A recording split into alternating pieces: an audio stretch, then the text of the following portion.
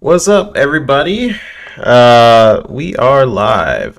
We are now on episode 41. What's up? Welcome back to another episode of the Pixelated Echoes. This is episode 41. This is June 16th, 2025. Of course, I'm your host, 3-Bit. We got co-host Fuzzy here. We're going to have another great show for y'all today. It's going to get spicy. We're catching up on a lot of different things today, so that's going to be fun. And it's been a minute since we've had a show. Like all last month, I was gone. I had so much stuff going on last month, and then Mav took a break, so it was just like insane. A lot of work stuff I had to do last month, where I was just on film shoots and directing and editing and doing all that stuff. So I was like, okay, I can't really do. I had to like put full focus on a couple projects that I'm very excited to showcase in the future. And then it's still sort of rippling right now, honestly, but I'm able to at least do these shows. It will return back to Sundays. Yesterday, I was like, yeah, we're finally back. And then my wifey was just like, it's like, yeah, I already bought us tickets to like a concert show. I was like, oh, okay. now we're back. But no, it's been fun, and I appreciate everybody for the support.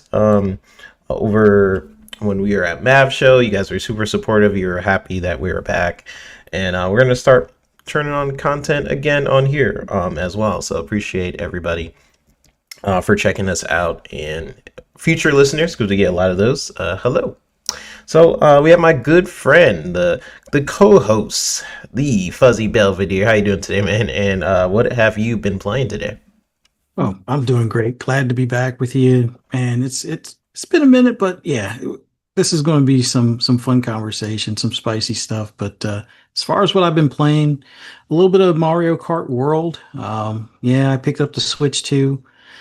Not liking the button flip, although I'm hearing you can adjust that, so I'm gonna have to get on top of that. So I have a layout similar to what I have for Forza Horizon. I know it plays different than Forza, but I just like the gas and the brake and the parking brake, or the do slides on the same button layout. But we'll get more into that. But other than that, playing a lot of the usual games. Been playing a lot of Division 2. It's in Game Pass, so I encourage everybody to try it out. It does not include the Brooklyn expansion, but for I think it's $15, I think it's worthwhile, especially if you played Division 1 and you remember that map early on in the division when you're in Brooklyn. It's pretty much an updated version of that with a lot more stuff to it. It's worthwhile, especially if you haven't jumped on in a while. Get those characters all leveled up to 40, or if you have level 40, there's a lot of new gear that's going to be fun to make some builds from and stuff like that. Still playing a lot of Forza Horizon 5 and GT7. I don't think I'll ever not be playing those, but yeah, playing a good variety of things. I think I still haven't finished Doom. That's on the list. I got Alters downloaded. Want to give that a try, and I need to hop on and play some Zoneless Zeros. Zen Zero. Yeah. I think I'm saying it right. I played the beta on PC a while back, but now it's on Xbox. I linked my accounts, but I guess the beta stuff doesn't carry over. But I did get a lot of I guess rewards or things like that by linking the account and stuff. So I'll definitely hop on that, because the combat on that is phenomenal. Like it feels visceral and satisfying, as far as being able to like keep or enemies like volleyed in the air kind of thing when you're chopping them or shooting them and stuff like that. So definitely worth giving it a try. It's a free to play game. It's worth the time, although we'll see how the grind is for unlocking all the characters, or at least some key characters. So we'll see. Yeah, that's awesome. I've been playing Metaphor. Nice. Been playing Metaphor. I'm really liking it. It's definitely it has Persona things like the battle system. They try to make certain things different, but it feels very similar to Persona, honestly. So if you like Persona, you're gonna like Metaphor. I I'm interested in the world. Like Persona, what I do like about Persona is it was very much like you feel like a group of kids. Just it feels like more clicky, I guess. And with Metaphor, it's a bit of a bigger world of what's kind of going on. It's very interesting. Like it is kind of tackles some serious themes. It has like racism and a couple other stuff. I was like, oh, okay. I didn't expect it to kind of tackle, but it's awesome. I'm liking it so far. I've been playing that. I've been playing a little bit of Ace Attorney, of course. I'm trying to finish that dang game. I feel like I've been playing that game since like episode 20 of this show. I'm still on the same one, but I've been taking my time with that game for sure. And then I finished up Split Fiction. Oh, nice. So I mentioned in Mav's show that that is my game of the year, and it continues to be my game of the year so far. To be fair, I haven't played a lot of 2025 games besides Doom. I have Okay. played Doom, and I freaking love Doom. I think the new Doom gameplay mechanic wise, the pacing of it is my favorite so far. So it definitely has the potential to it to me, even on the level that I'm on, I think I'm like 9 hours or something in. I'm playing pretty hard difficulty, so it's gonna take me a long time. I always try to play Doom on like hard difficulty for some reason. Um, so it's taken me a bit, but so Mhm. far it's my favorite Doom. I like it better than Eternal. I like it better than the first one. Yeah, it just feels good. So I'm looking forward to beating that when I get the chance. But so far, Split Fiction is my game of the year. Just especially towards the end, it like I loved It Takes Two. Mhm. So it feels like what they learned in It Takes Two, gameplay wise. Like the story is like whatever, right? It's just like two kids kind of like being locked into a world that's based on their imagination, Mhm. and they would write stories. Like one person would write a lot of sci-fi, and the other person would write a lot of fantasy, and so that's what it's all about. And so like some cringy dialogue here and there, and it is what it is. But what I like about, I mean, I'm very gameplay centric minded, and I think the gameplay is so freaking solid. Especially like when you get to the end, when it's like okay, you learn these mechanics. It's like okay, you got it. It's like okay, now let's introduce more and more things, and each Mhm. level you get different powers. So it's like it's constantly is taking what you know, and then it's like okay, now you got to learn something else. You're like oh shoot. Like Mhm. one level you're like you're a pinball, and one person's the flicking thing and the other person's the ball. This is super unique. I don't think I've played a game like it, so I'm definitely rewarding it for that in my brain, that it's trying something that not a lot of games are trying right now. And I love stuff like that. So right now, things could change, right? Yeah. It's still June. We still got the end of the year. Mhm. A lot of great games this year to play, so I could Yeah. be saying something different in a couple months, and I'd be like, "Listen, it was my game of the year."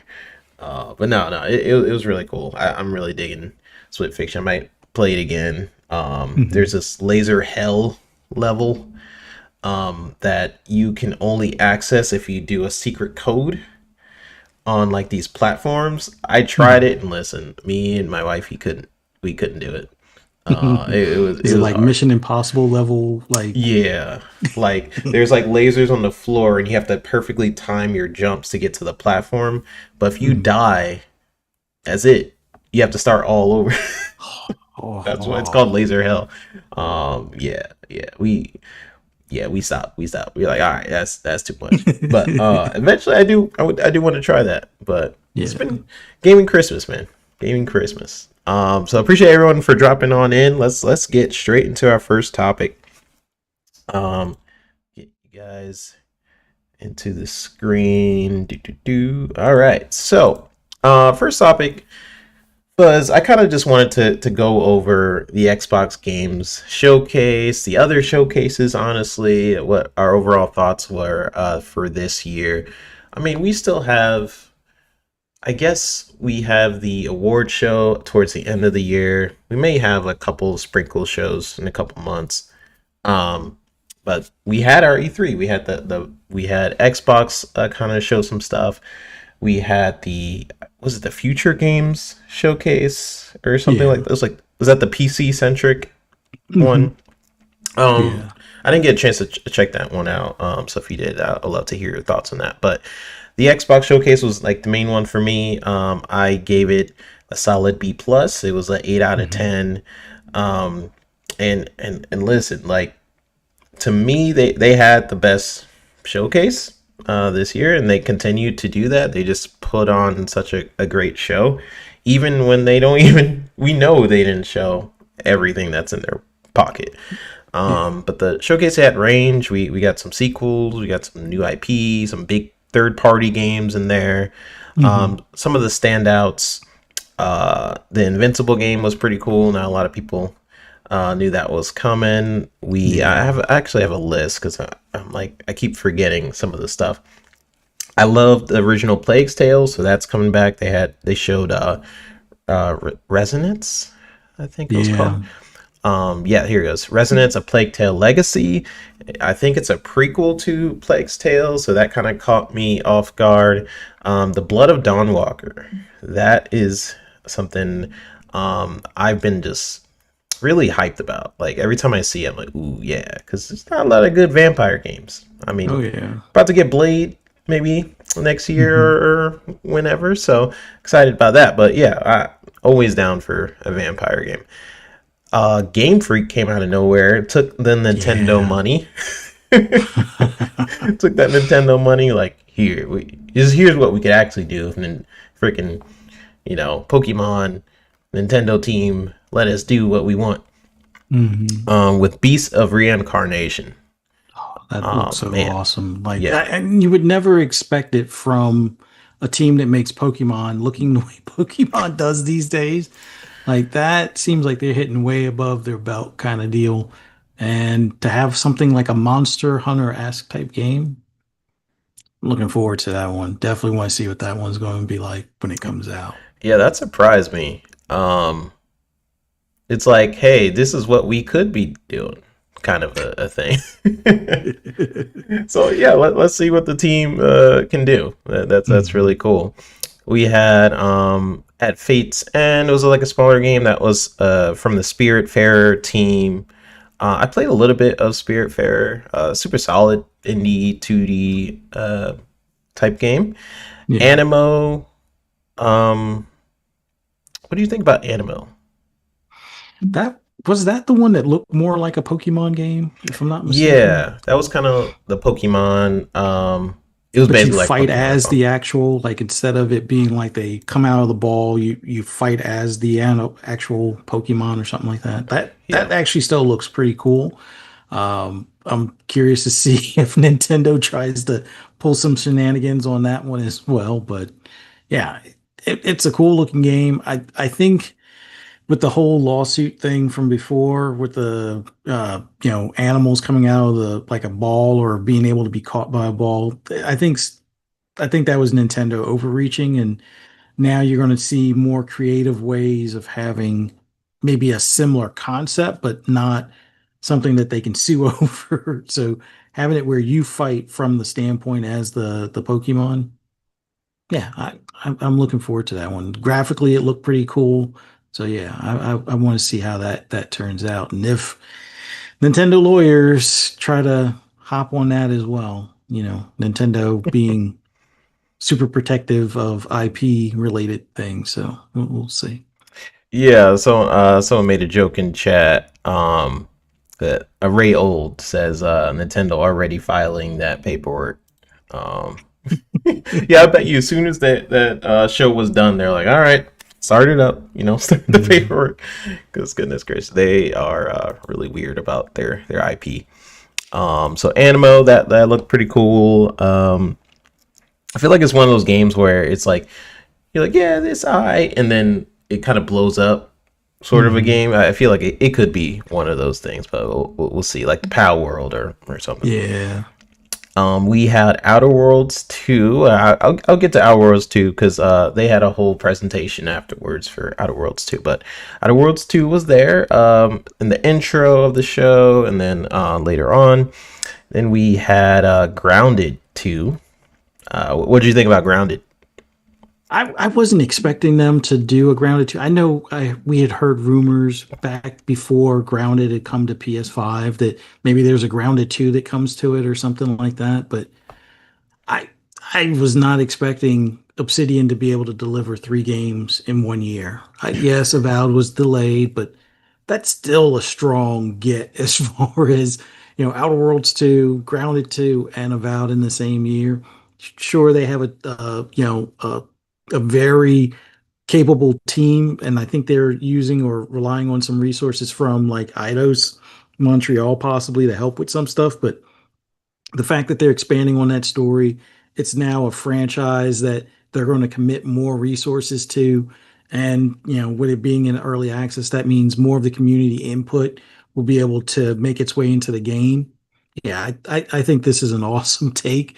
And it's a good way, instead of just constantly just updating the existing game, start in a whole new location, change a few things up, go for more of a um, I don't know, not necessarily the survival aspect that it did before, but go for varying new features like being able to ride some of the insects and things like that, which I don't think you could do in the first one.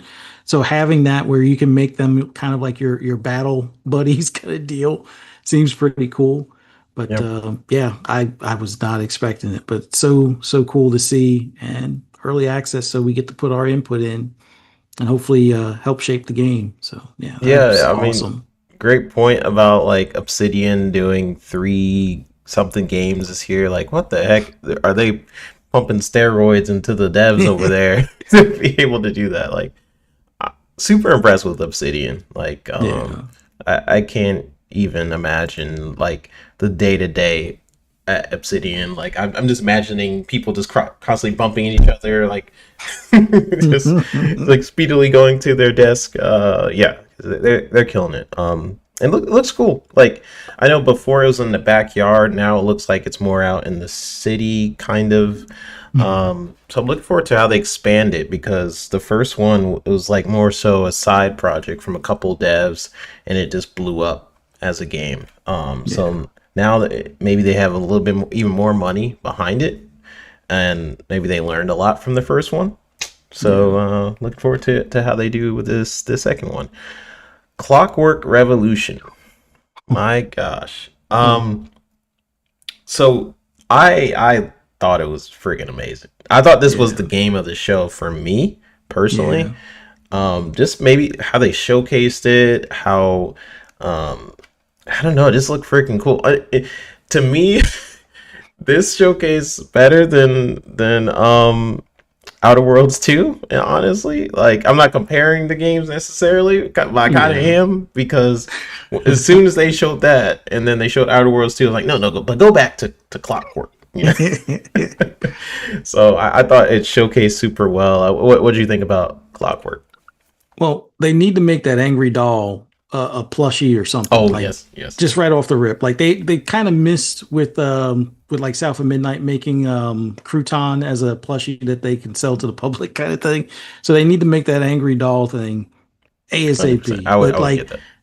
but just the fact that you can see your like the repercussions of some of your dialogue like instantly, like you don't even have to worry about getting to the time travel. Dude just turned around and shot dude in the face. Like, yeah, it's going to definitely be an interesting game because you may have to bounce back and forth between time to fix what you supposedly fixed the first go around, but it made things dramatically worse in comparison. And now you got to go back and rearrange it to either put it back the way it was or put it in a totally different direction.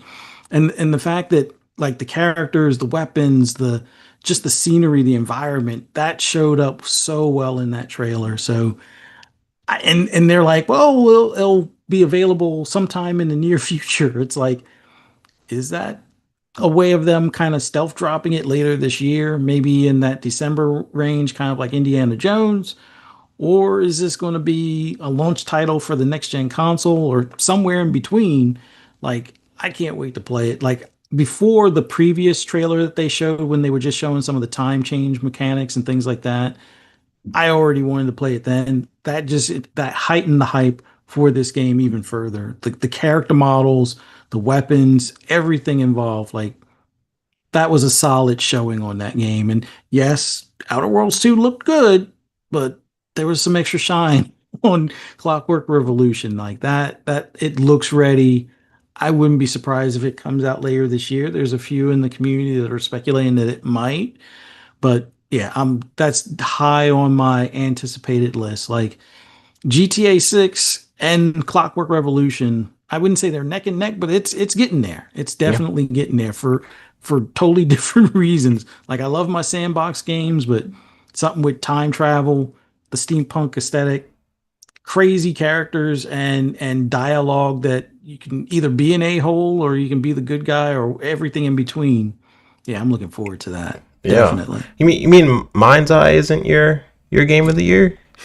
I was hoping they would have delivered on that. They dropped the ball big time. And some of the stories coming out as far as management being not the nicest people and funding not being where it probably should have been kind of explains it. I'm hoping they have kind of a cyberpunk moment down the road. And when I say by cyberpunk, I hope they stick with it, or actually probably it'd be better to compare it to No Man's Sky. Like I hope they stick with it and fix a lot of these glitches, like walking on water. Like, oh, you're supposed to be able to swim, but I've seen video where the guy's shooting the water and you can see the splash and everything, but then he can walk halfway into the ocean. Like, It's a come on, feature. like It's a feature.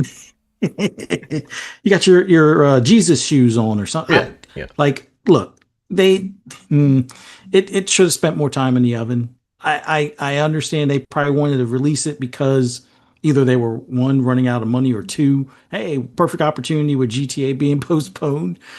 But for the previous director from GTA 5 running that studio, I was hoping for so much more polish and spectacular stuff from that dev and his team. But who knows? Maybe they can turn it around with some patches. But first impression is always the lasting impression.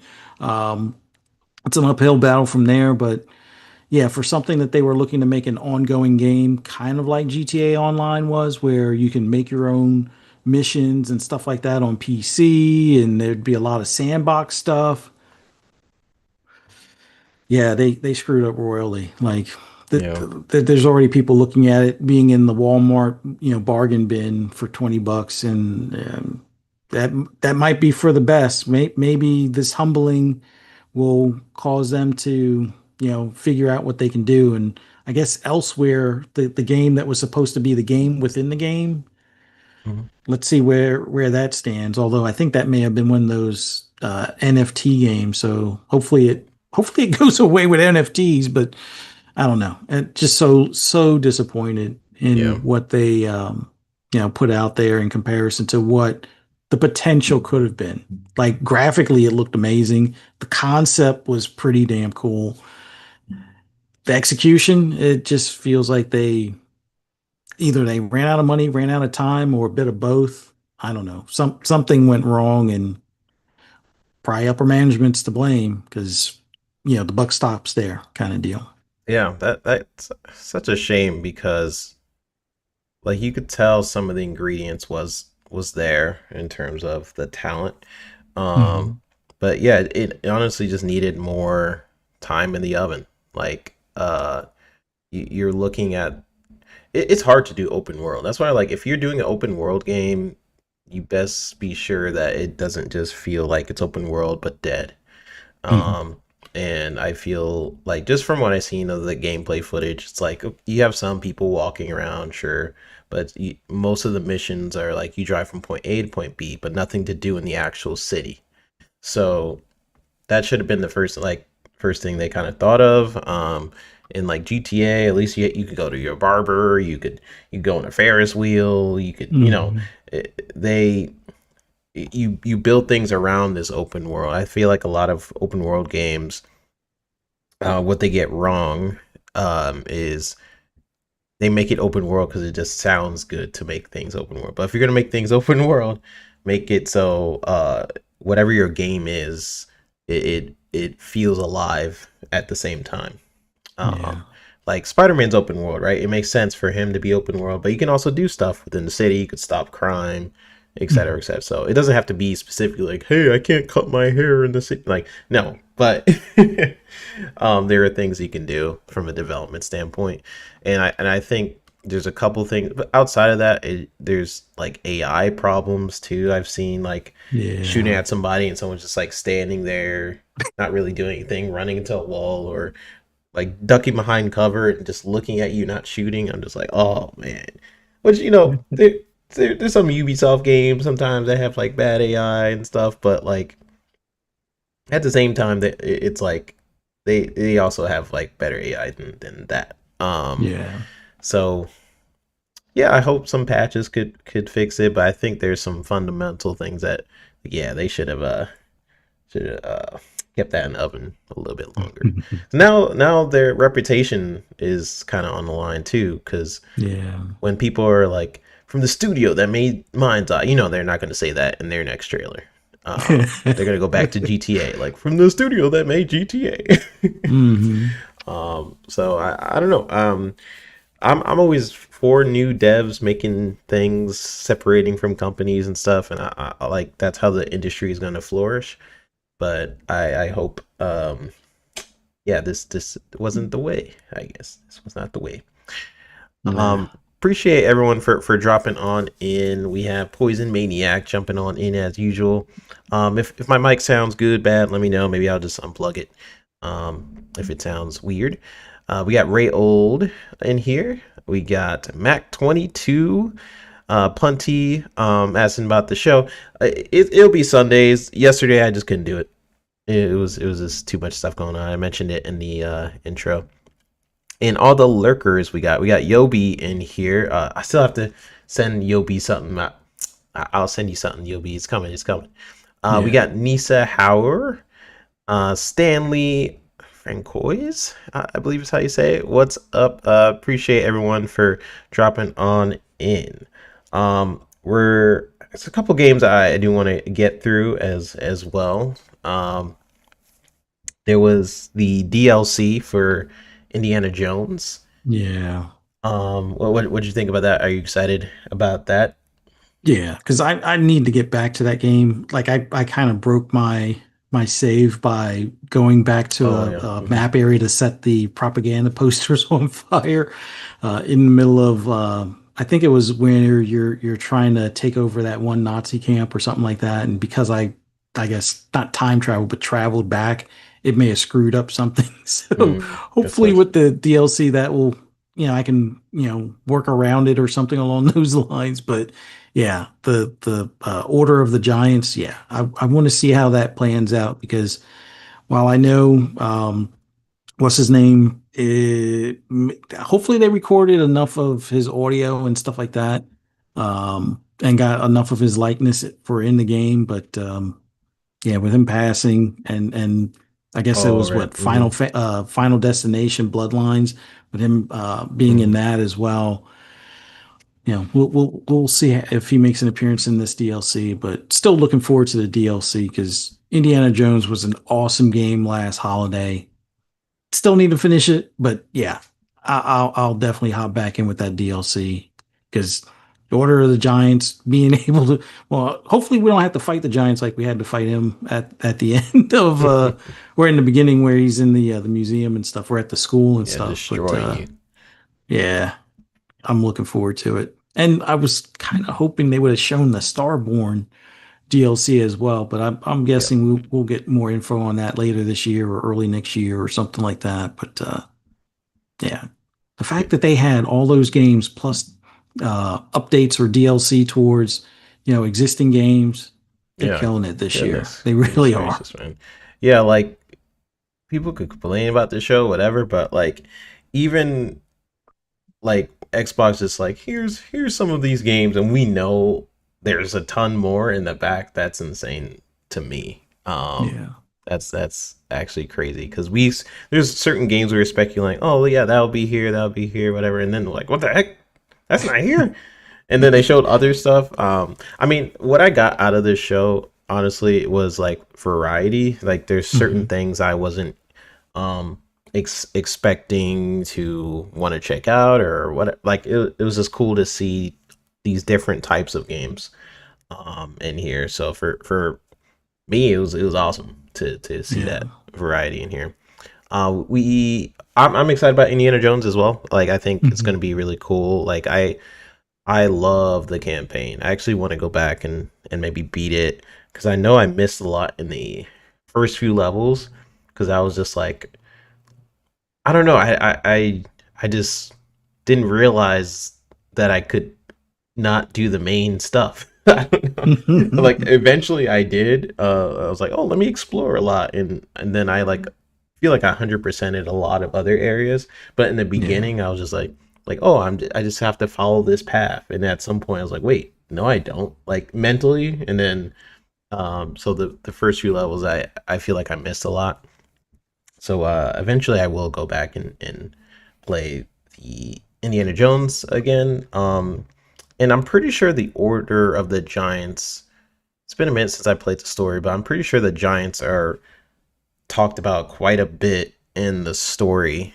Um, so Yeah, if they were you, like the protectors, I think. I mean, yeah, not saying it's like the Order of the Knights or something along those lines, but they're supposedly the protectors of a lot of these artifacts, and I'm pretty sure they're going to have something to say with us acquiring some of these artifacts. So that's going to be an mm, interesting oh approach. yeah, that's probably where it's headed. Yeah, so if you guys played the first Indiana Jones, I'm not going to spoil too much, but like it's kind of what's happening from the first game.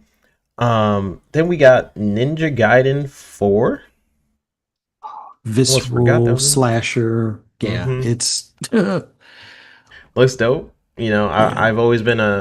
I've been always more so a Ninja Gaiden fan um than some games like I don't know, the Souls like games for me because Ninja Gaiden's a little bit more fast paced. It's hard in a different way. Hmm. Where you're more so experimenting with different weapons. You use nunchucks, you use scythes, things like that, and certain weapons work better on different bosses. And I don't know. I've always been a huge fan of Ninja Gaiden, so definitely, definitely excited to play that. Few more. We had High on Life 2. Oh yeah, You know, that was a cool dual trailer. wielding. Yeah, dual wielding. That's gonna be a funny game. The first one it surprised me. I thought it would just be like, well, it was like, you know, a little cheaper game and whatever. But it was Mm, just smartly written. Like, it's some of the writers from Rick and Morty and stuff like that. yeah. So it just looked. I mean, it was like more cinematic trailer. So I'm curious how that translates to gameplay. But it looks like, I mean, the guns all do different things in the first Hmm. game, and it was cool to see the in the trailer they had some of the face alien guns do some really interesting stuff. So excited to see what they can do there. Um, and then lastly, we had two more titles. We had Planet of Lana 2, Hmm. and then we had Chronos, the New Dawn, which was that horror adjacent title from Bluebird Team. Yeah. So, any thoughts on those last few games before? I mean, there's been a couple other ones I'll mention in a bit, but Yeah. any thoughts on this? Well, when Planet Alana too, like I'm glad that they were able to do a continuation of the story. Like it was a nice side scroller, neat, like I guess hide and seek kind of thing with some of the enemies you have to sneak past and stuff like that. Played that when it came out or came to Game Pass day and date and stuff, and I think I finished it. I may have to go back to double check, but it's an awesome game as far as just the story and the journey you go through on that one. But when it comes to what was the other one? Kronos. Like I like Bloober Team. I know people gave them crap for Medium. I like Medium a lot. Yes, It him. seems like they pulled out a awesome delivery for Silent Hill 2, which we'll be getting, I think, later this year. But Kronos being kind of like that time travel, um, I guess you're finding some of the world's geniuses and bringing them, or their at least their mind and memory, back to a time to kind of solve whatever's going wrong in the future. So I don't know how real that may sound, but it is definitely sounds sci-fi interesting, knowing that you have to like go back in time, get these brains or geniuses, bring their memories to the current time, and hopefully solve whatever is haunting humanity at that time. I don't know if it's like an alien invasion that's done it, or that we've created like a wormhole that's eating our planet or something, but just the visuals from like the sci-fi horror aspect to the weapons and the different, I guess spacesuits that we'll have, or time suits or whatever. It looks cool. I'm looking forward to it. Heck yeah. A lot of cool stuff from Bloober Team. Like Bloober Team, it's a team that I mean, I love horror games, and I think you could tell that they're also very passionate about horror titles and things like that. And finding their DNA as a studio over time has been just cool to see. I actually like the medium. I know a lot of people was dissing on that game. Um, but yeah, I mean, I'm looking forward to what they got going on. They also had Final Fantasy drop. They shadow Yeah. dropped Final Fantasy on Xbox, and then they had Final Fantasy VII remake uh, in their grade announced at the Xbox showcase as well, where they said that's coming, I guess, later this year. Mhm.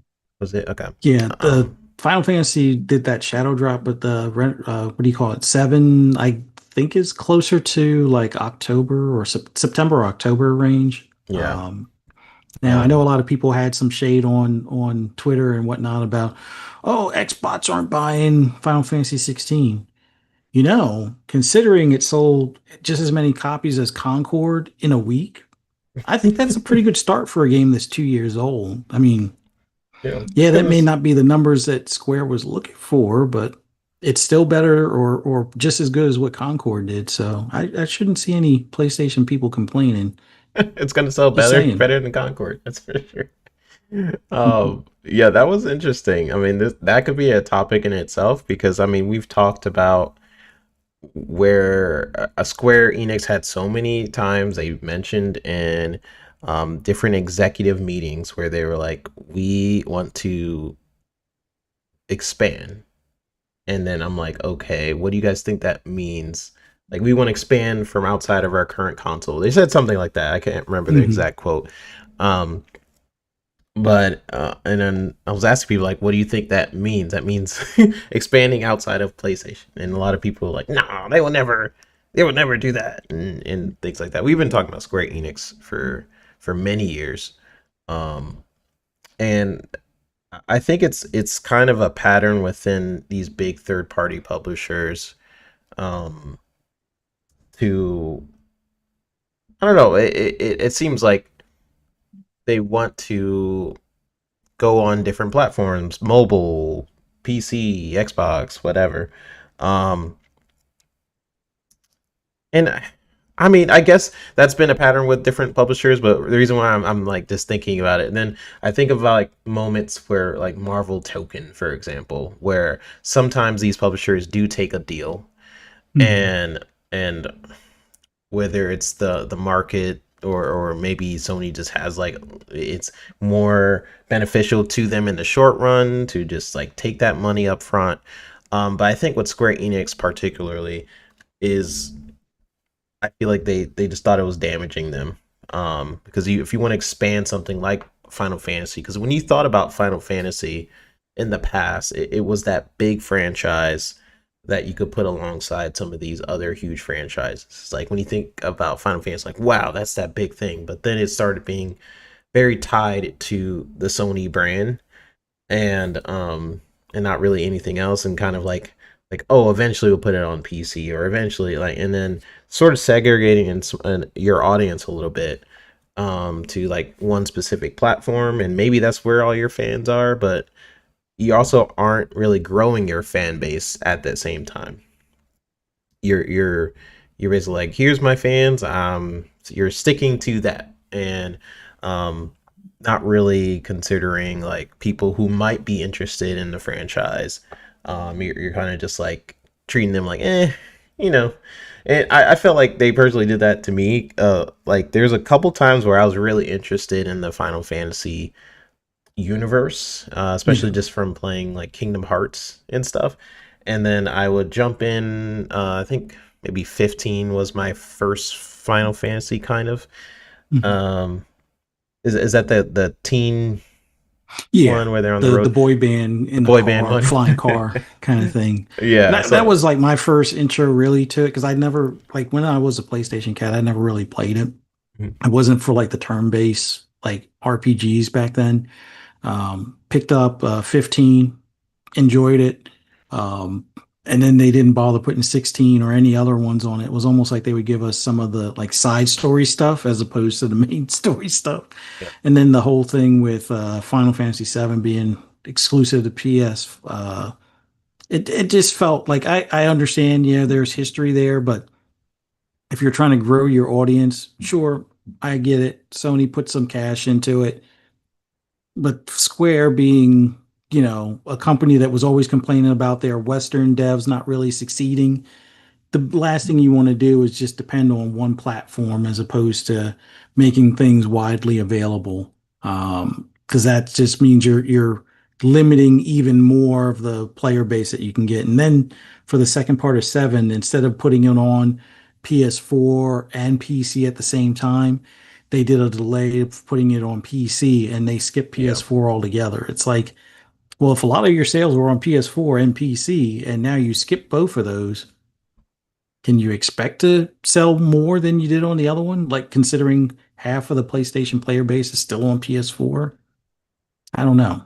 But yeah. they I they mean, they learn. They'll learn over time that doing like Sega and doing like Capcom, putting games everywhere is ultimately the way to go. yeah. Like I think this was a step in the right direction. Having Final Fantasy on the Xbox stage just show that like, yeah, we are like a Sega, like a Capcom. I honestly think that's the best route for them. Honestly, just to be on other platforms. But I started with Final Fantasy 15, and just like you, I was like, okay, you're already kind of like if you never played Final Fantasy and I mean, I'm starting on the 15th entry, so I'm like, I don't know what the heck happened in the past. I don't know what the heck happened in the future. So you're ready. It's like smallest percentage of people are like, okay, I don't know what this franchise is. All right, let's see what we got. And then you got me for a second. And then I was like, okay, well, cool. What else can I play? And then they're like, here's some. You can have some of these. And then they didn't do like any of the main ones. So I was like, okay, whatever. But cool. It's finally coming to Xbox. Final Fantasy VII Remake Intergrade, which I believe is the DLC. Like it's the main Final Fantasy VII, but included with all the other content, if I'm not mistaken. So that was right at the showcase, so pretty cool. They Mhm. also showcased Gears of War Reloaded, I believe, where and it's this surprised a lot of people it's going to be on PlayStation. It's the It's the top. most, yeah, it's the most pre-ordered or wish listed game on PlayStation right now. Like, Yep, just Xbox got saying, no games though. You got yeah, no games. Trojan horse, top, you know, I guess they're going to have what, 5 or 7 of the top 10 games on PlayStation here soon. So, Yeah, yeah, it is what it insane. is. Yeah, it's like wow, for a company that has no games. It's so interesting how the top games on PS5 are just all Xbox titles. It really shows like which one really has no games. I'm just saying. Then you had Persona 4 Revival, whole new game in the Persona universe. Um, it's not. It's gonna be cool. Persona Yeah. 4. I think I played. It's so there's so many personas. I'm like getting lost. I played something gold. I think it was Oh, four gold. it may have been five Royale, or well, actually no, because I think there was a four for gold as well. Yeah. So There's a lot of different persona. I'm getting lost with Persona too. But yeah, I love the game that I played of Persona. It was really cool. They showed Sea of Thieves season 17. mhm. Um Everwild, what the heck? What the heck, Rare? I'm just saying. Like Rare is I don't know, they're kinda tick me off a little bit, but that's fine. That's fine. You got Age of Mythology Retold, Heavenly Spear that was shown. So yeah, I believe that was everything. Super solid showcase. Any lasting thoughts on that, Fuzz? Just that there's so much variety. I mean, personally, like I gave it an 8.5 or a B. And the only reason why that may seem low, although I still think a B is a solid showing, is that I didn't see a Forza Horizon 6. I'm not complaining. I'm just saying that was what I was hoping to see. Maybe a State of Decay 3 or even Contraband. But I know that those are eventually coming, whether it's later this year for Contraband, possibly, or next year as a 2026 title, which I kind of thought Forza Horizon 6 was going to be a 26 title anyway. Same thing with E-Day, because I always looked at that as Gear 6, even though it's not numerically Gear 6, but I figured a lot of those titles would be a 26 launching type of deal. So we'll see where that goes. But the fact that they showed the handheld, that to me was huge. And all these games with Clockwork being probably the standout, the biggest standout, closely followed by Outer Worlds 2. I mean, even Keeper, which, Double Fine, love their games. Um, it's not Kiln, which to me, this looks like it was better than what they showed in the past for Kiln. So glad to see that one. We'll see when it comes out. But yeah, they had an awesome show overall. There was a few bigger titles that didn't make the cut, but like I said, there's still Gamescom. There's still Tokyo Game Show, which I think maybe OD makes an appearance. If it's not next year, maybe we'll see. But yeah, they had a ton of stuff. A lot of games I'm looking forward to coming to Game Pass. A couple handfuls that aren't coming to Game Pass, but that's all right because they're easy enough to buy on the platform and they're going to be play anywhere. So if you are getting that Xbox Ally, you can play them day one. Um, but also the Invincibles versus we got our fighting game. I know there are some people that are like, man, I wish Marvel Token was on Xbox, but yeah, Invincibles versus I think that's going to be a pleasant supplement with a more varied character or more recent character mix. Which yeah, a lot of people like Marvel, but I still want to see a Marvel versus Capcom in the current day. But Invincible Versus, I think, is going to be a pleasant one, especially when it being made by the original people outside of Rare that made Killer Instinct. So Oh yeah. be really cool to see what that winds up being later on. Yeah, super solid show. I kind of I briefly mentioned Invincible. I kind of forgot about it. Yeah, Invincible was a thing. Um, Poison mentioned Fallout 76. Yeah. And then someone mentioned Mac 22. Shout out to you, man. Mentioned Elder Scrolls Online as well. That was also featured at the show. Yeah, strong show. I thought I put the poll up on the screen. I asked this poll um, right after the Xbox showcase at ABCD. How would you guys rate the Xbox 2025 showcase?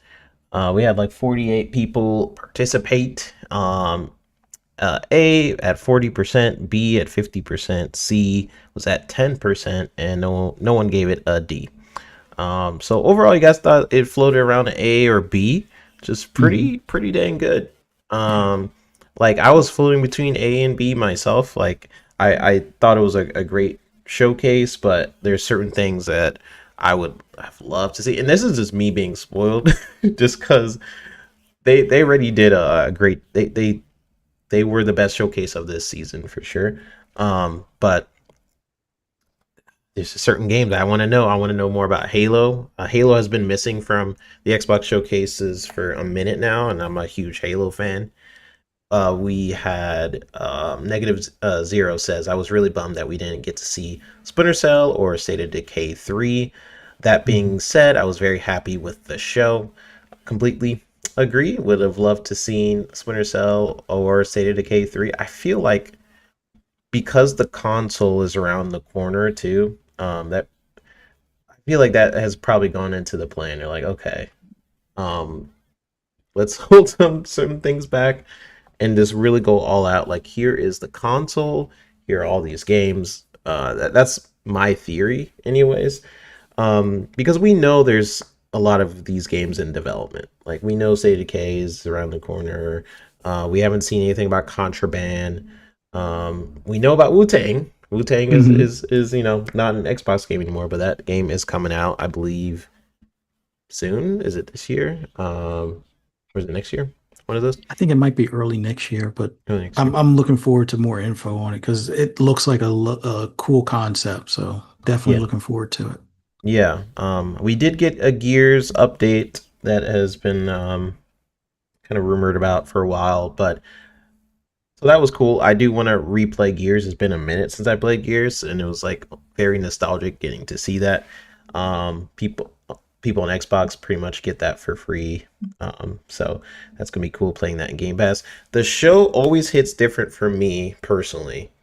Whenever Xbox has a showcase, it always hits a little bit different for me to the other ones because of the fact that it's in Game Pass.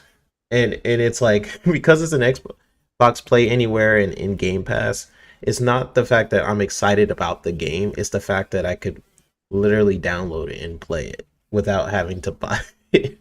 So that's why these showcases for me, it always hits a little bit different because it's not just the fact like sometimes you'll watch a showcase like the future game showcase or something like that, like, oh, that's pretty cool, maybe I'll check it out. How much is it? Okay, it's like 40. And but by the end of that showcase, if you were to buy all those games, that's like thousands and thousands of dollars if you were to buy every single game in that showcase, right? For with the Xbox showcase, it's like you can play this in Game Pass, you can play this in Game Pass. So it'll always be a little bit more of a score for me, Mhm. um, because of that reason. So it's always going to be 8 to 10 range if they present it the way they keep presenting it, and even if they didn't show my Halos, my Gears, it still was. It had a lot of variety, and I thought they did a great job. They even showcased the ROG Ally, which is our second topic. So let's get into that. But before we get into that, let's read some of you guys' comments. I appreciate everybody for dropping on in. Poison Maniac says it's a solid B for him personally. Nisa Hauer says they was like a Splinter Cell like game. Oh, there was a Splinter Cell like game. I forgot to mention that.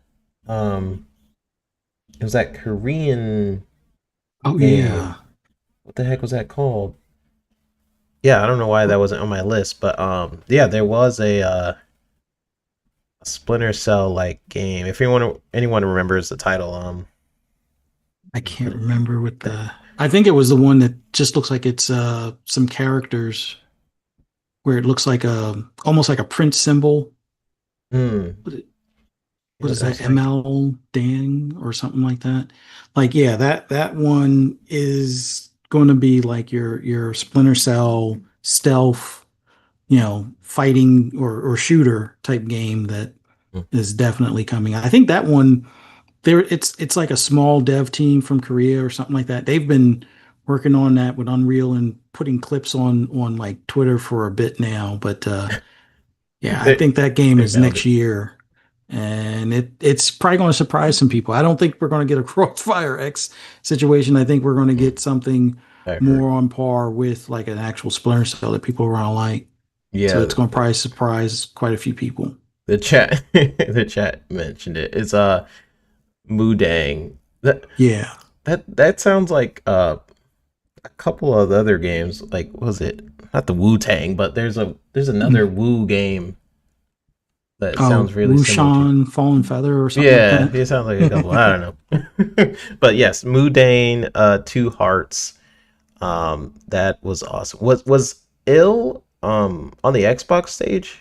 Was that Xbox or No, was I that think Ill was on either Summer Games Fest Summer or Games? like one of the PC ones, but that one's coming to Game Pass or not. No, I don't think Game Pass, but coming to the platform as well. Yeah. I'm looking Um, forward to Ill. That's yeah. we got to get Pong to play that. You guys go spam Pong to play Ill. That game is gonna be sick. We have Negative Zero says, can you guys imagine next year's show though? Heck, I am even holding out some hope to see something substantial at Gamescom. I did forget about Gamescom, Fuzz. I guess Yeah. that's when is that usually? That's August, I think. I think okay. it's like early August. I'm expecting or hoping, I should say, not really expecting, but hoping that we get to see the Elite Three. Just Hmm. saying, because they typically unveil controllers there. Like all of the Elites, I think have been shown first at Gamescom. So if we get the Elite Three, I'll be happy. I've already had to replace the faceplate on my Elite Two. Hmm. I guess I somehow chipped the side where the rubber connects, and then the rubber started peeling. But buying Oh a new damn. faceplate kind of fixed that. But I don't want to have to do that again. That was annoying. I mean, it's easy enough because they have the replaceable parts for them now. But I want an Elite Three. It's time. I'm just saying. Yeah, yeah, for sure. Um, we have I never had the Elite controllers. I was afraid of it breaking or something. I don't know. Because I heard a couple of people be like, "Oh, it broke it" or whatever. If I'm spending that much on a controller, it better not freaking break. Um, They're durable. But if you drop them, the bumper it will depending on how they drop. The bumper might be the sacrificial lamb at that point. But yeah. knock on wood, I've been pretty good with this Elite Two. I've only dropped it like on soft stuff, like from like the armrest to the seat of the chair, so no issues. But I think I've played it so much because it's roughly about 2 years old. I guess I gripped it too hard and cracked where it clicks in on the side where the rubber is. And when that started peeling, it was so annoying that the rubber is lifting.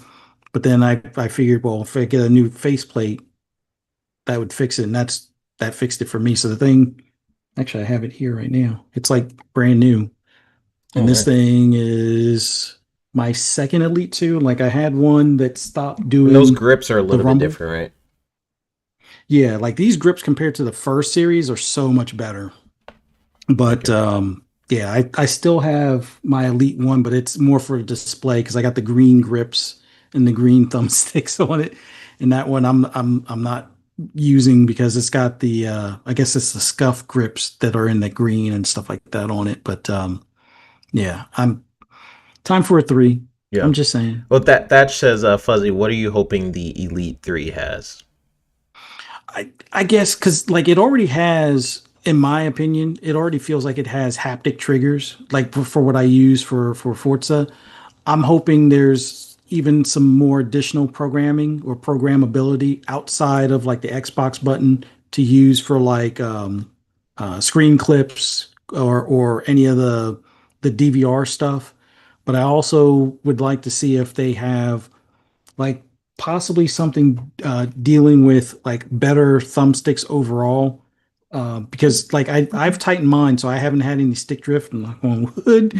But some have had stick drift with it. So if they put maybe a little bit better quality thumbsticks on it that are either replaceable or just that much more bulletproof, I'll pay the extra to have more bulletproof thumbsticks and not have to ever worry about stick drift.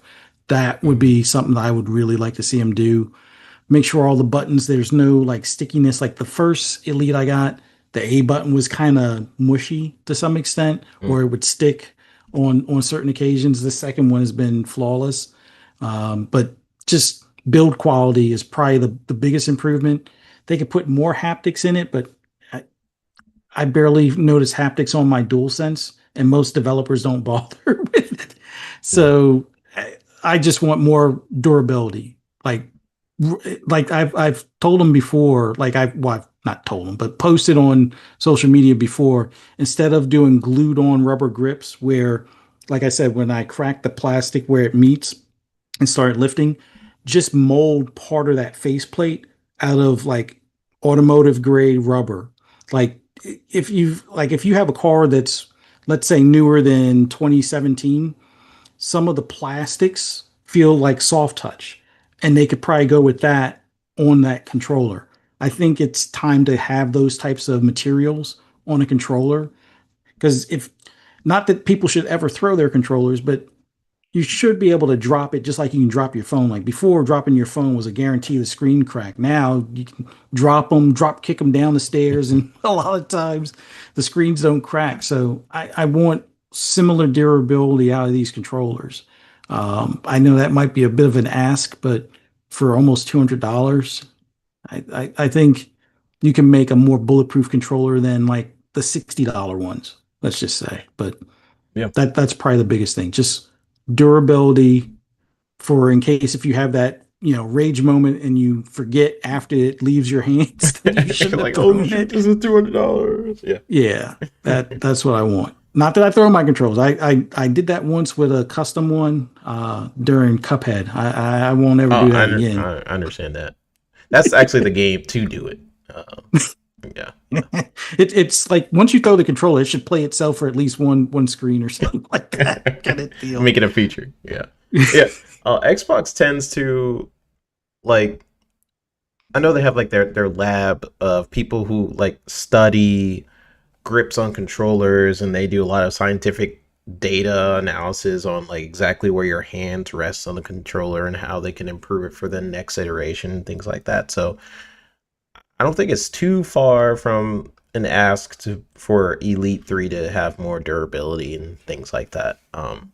So yeah, we'll definitely see. I know we had like some leaks about controllers having some haptic feedback, or maybe it automatically turns on when you pick the controller up. That was like in some patent thing that we saw a long time ago on Xbox.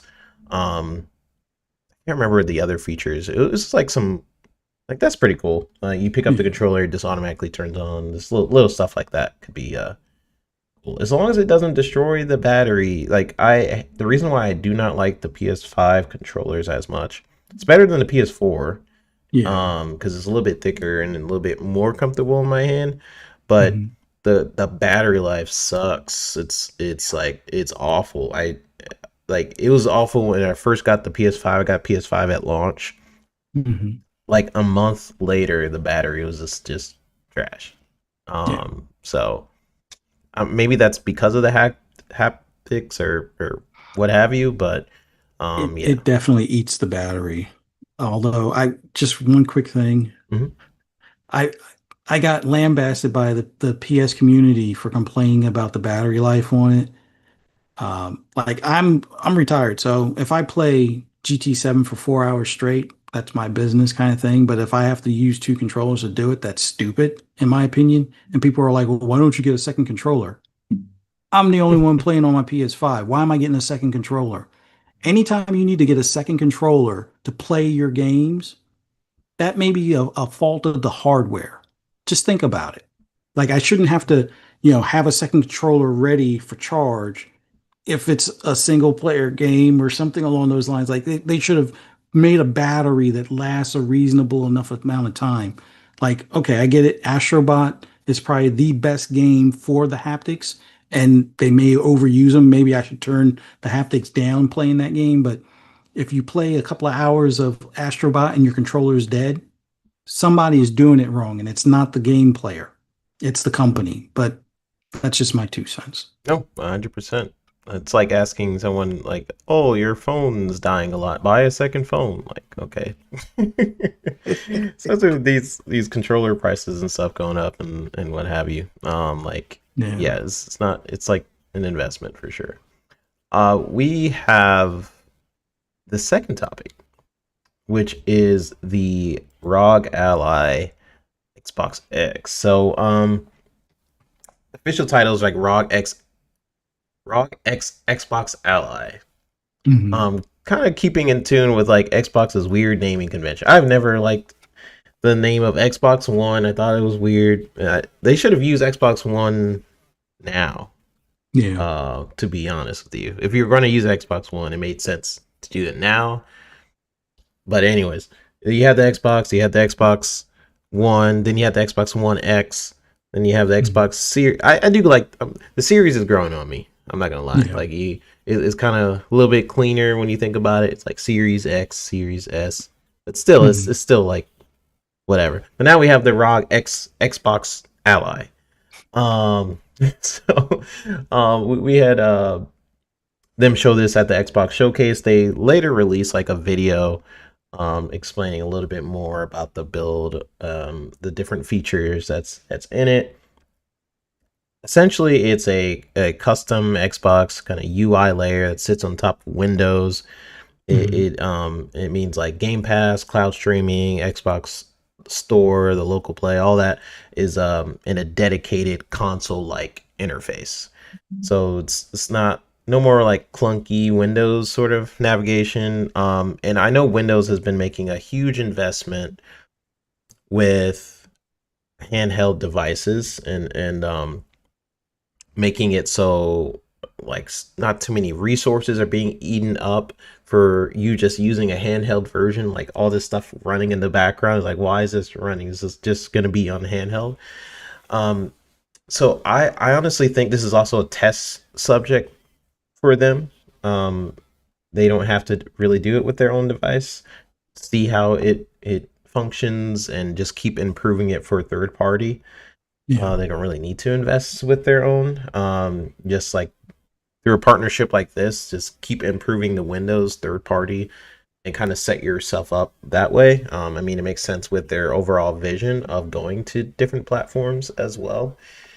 Um, and honestly, so there's been some backlash on it. Or we'll get into that, but I just want to kind of just go through the stuff that's in it. I think it has like Windows, it has integration. They are improving the um, sort of the interface so it's just easily it's still Windows, but Yeah. it's making it so it's a little bit easier to digest as a handheld device. So there's been some backlash around this. It kind of ties into, for me, that whole Xbox tax narrative. You got folks who were hyping up that mediocre PlayStation Portal, but now they're dragging this, saying it's just a PC, right? Mhm. And sure, technically it is. But what Xbox is doing here, and this is the part I care about, is actually out optimizing that experience for handhelds. They're making it feel like an Xbox. That is my favorite ecosystem. And being able to bounce between that and Steam, that's huge. Yeah. Um, and let's be real, if we ever get to a point, and this will be the second thing I'll ask you, because it's like a two-parter where Steam runs on Xbox hardware natively in the future on its console and stuff, that's just going to destroy a ton of narratives. It's going to be really interesting.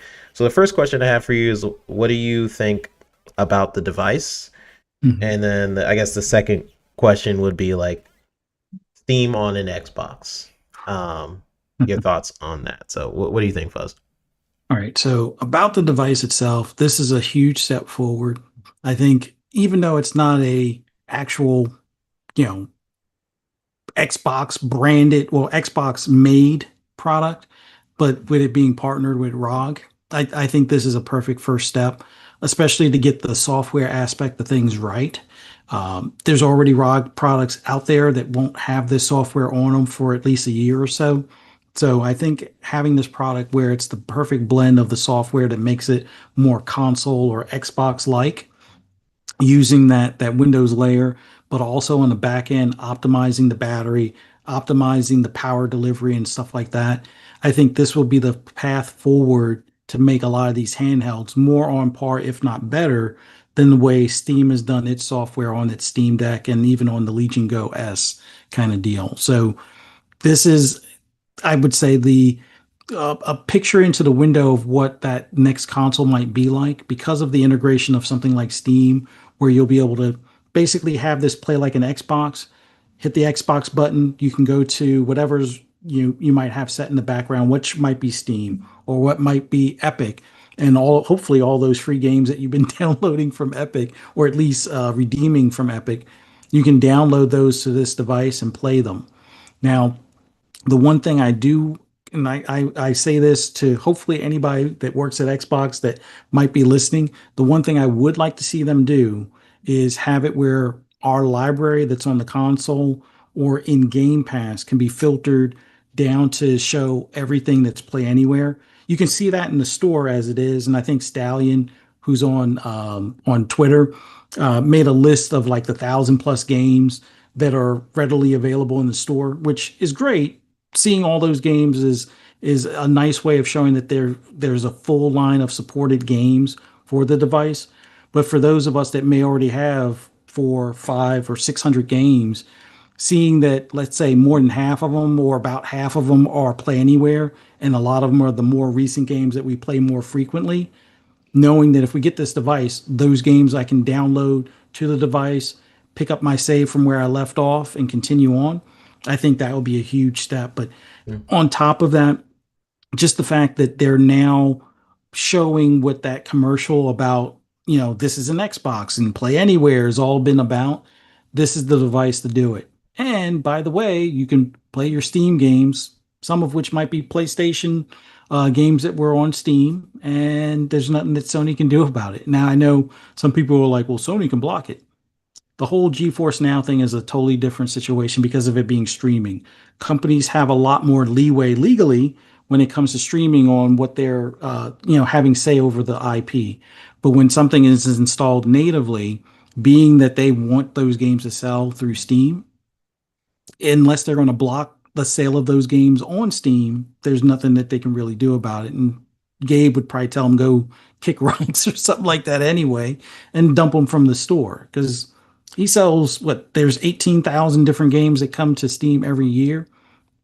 He doesn't need PlayStation on the store to make money. He's making money hand over fist with all the other games from all the other developers out there. So this is going to be the like you said, kind of like this should have been the time they used the Xbox One name. This will be the one device to rule them all because you can play your Steam library that just may happen to have PlayStation games. You can play your Epic library that you got for free through their store. You can play your GOG library where you may have purchased some of your CD Projekt Red games for PC and a ton of your Play Anywhere games that you already have through Xbox. And by the way, it can play but a majority of the Game Pass titles that are already there that if you're subscribed, you can do. And you can also do console streaming as well. So you can install stuff natively, mainly the PC versions, but there's a lot more games that are Play Anywhere than a lot of people recognize. You can do the console streaming, much like if you already have an Xbox, kind of like what the Portal does. You can do that as a sideways way to do, let's say, maybe your older 360 games that aren't Play Anywhere, or you could do the Game Pass streaming as opposed to installing them natively. You can install them natively from Game Pass as well, but some of the older games you could stream if you choose to. If you don't want to take up the extra either 512 or terabyte worth of hard drive space that's on that Xbox Ally, you can just stream them much like you can do on your console today. So it's a great optional device. I don't know why people don't want to call it an Xbox, but it is an Xbox. Just leave it at that. Yep. And then on the Steam aspect, like I think a lot of people are mad at this thing because they're going to be able to play Spider-Man Miles Morales on it, and I there's mean, nothing people that have done Sony it. can do about it. Yeah, It's I like, think Destin did it with the. yeah. Yep. So yeah, I think this will give us a peek into what the next Xbox console will be like. Like if that one's going to have, which it already sounds like it will, have access to your Steam library. This is like the predecessor to that to show how convenient that is, and having that freedom or option to be able to do that. Like if you want in dev mode, although nobody really wants to go through all the trouble of doing dev mode on their series console, you can kind of do that now. It's a little involved, but to have it where in the forefront, that's going to be the software that Xbox is running natively moving forward. Yeah, you can pop on and any a lot of those like smaller indie games or preview games, like Ready or Not's finally coming to console now. It's a great kind of like SWAT simulator type of game. A lot of what people would want Rainbow Six to be kind of deal. Yep. That was on preview on PC and on Steam for the longest time, and they did their 1.0 release. I guess it was like last June or something like that. Now, when they come into console, you can finally buy it on your Xbox or your PlayStation. But if you already own it on Steam, you could still already play it from there and possibly use all the mods that PC allows you to use. And in comparison to the Steam Deck, some of the games that have anti cheat, you'll be able to play on this device that you can't play on a Steam Deck. So there's so much going for this device moving forward. The biggest thing I won't say I'm worried about but the biggest thing I am keeping an eye on would be what the price will be. I figure the Xbox Ally is probably going to be around 650. I would love for it to be less, but that's kind of where the current devices are floating for that power level. Yep. But keep in mind this is the latest generation of chipset. And then with the Xbox Ally X, it's going to probably float somewhere around 800 or north of 800. Once again, I would love for it to be less, but be prepared for it to be a little bit higher, especially if those tariffs come back in July. Like I think the 90-day thing expires in July. Hopefully, Taco kicks it down the road a bit more, but we'll see. If the tariffs aren't a factor, then 650, 800, or 650 and 850 would be expected. But if their tariffs are going to influence the price, expect 700 for the cheaper one and almost 1,000 for the pricier one. But Yep. we'll see. Hopefully they can, maybe Xbox subsidizes it, or they in the partnership with ROG they reduce the licensing costs or something to kind of make this more obtainable for a lot of console gamers out there that might be looking to get into the PC space. Which, by the way, if you hook this to an adapter or a hub or a dock, basically you can hook this to your TV. So this, in many cases, can kind of replace your console and play almost like a Switch to your TV. So Yeah. it's got a lot of potential. It has a ton of potential. It's got me really interested in handhelds. And I will say, this comes from an article from Pure Xbox. They do mention that the US prices haven't come yet, but in Europe at least, it's been reported by Extras S1S to be 5.99 in euro for the white version and 8.99 for the black version. The black version, if you guys are not aware, is the more powerful ROG Xbox Ally X variant. He advises that both devices may be $100 cheaper in the US, but isn't sure on that right now. So that, because if it is, if we were to convert that to USD, that would be like 1,000. So that would be actually $8.99 because I just did the conversion rate on Google. If this is accurate, 8.99 euros equals $1,038. So pricey, if that's the case. Definitely The pricey. tech But inside, it's worth it, but yeah, it is going to be hard for some people to digest. yeah, But considering this is a Z2 Extreme chip in that thing. So to put it lightly, if you bought an Ally X last year, this is the next gen version of that. This is going to be on par, if not better, than what a Steam Deck 2, even with the supposed leaked specs, this will outdo a Steam Deck 2. So take that for what you will. Um, both handhelds outpower what's in the Series S. There's only the discrepancy on visuals hooked to a TV where out of the box without any manipulation of settings, the Series X is going to be the better of the two, but you have the potential of tweaking the settings to make the Ally X a little bit better visually hooked to your TV.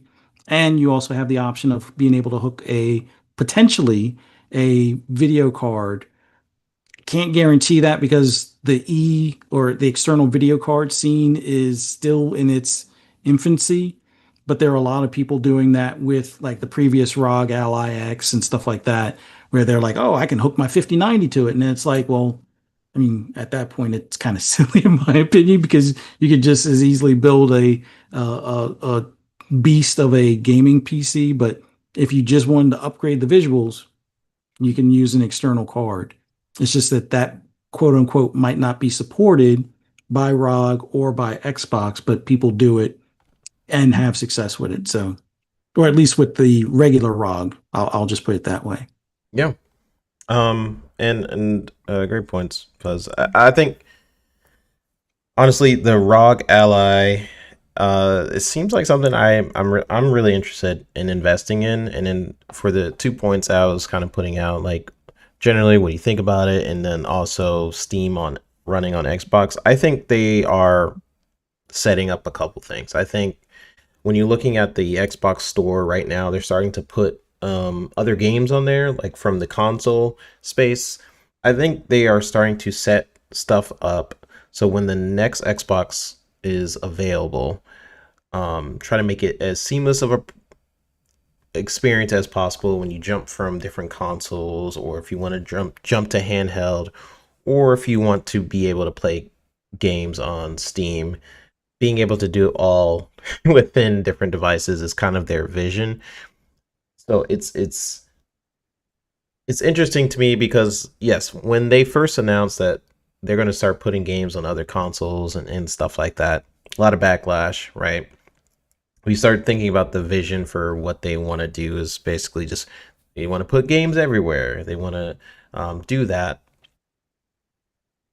I think the best way to do that right now, most of the games that sell well are on Steam.